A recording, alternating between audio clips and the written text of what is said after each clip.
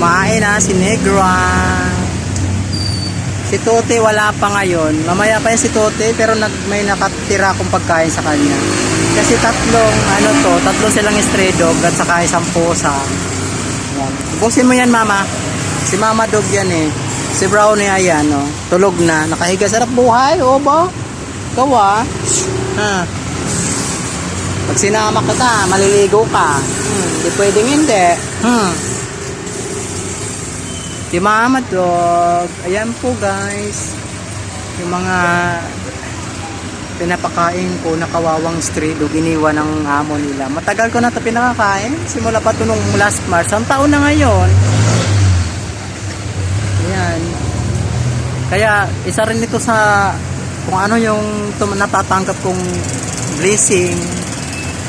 Nangihingi ako. Talo ko pa yung nang malimos para maipakain ko sa kanila. At yung mga anak ko sa bahay. Grabe guys, sobra. Hindi ko maano sila, hindi ko matiis.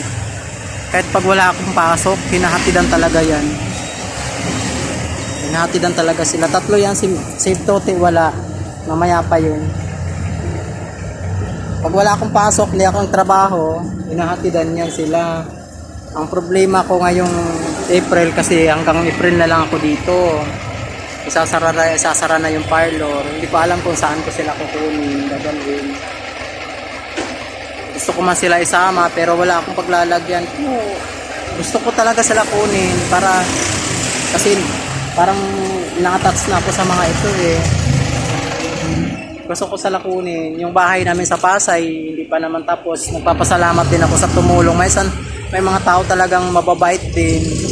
Tinulungan kami. Kaya yan, nagagawa na ngayon.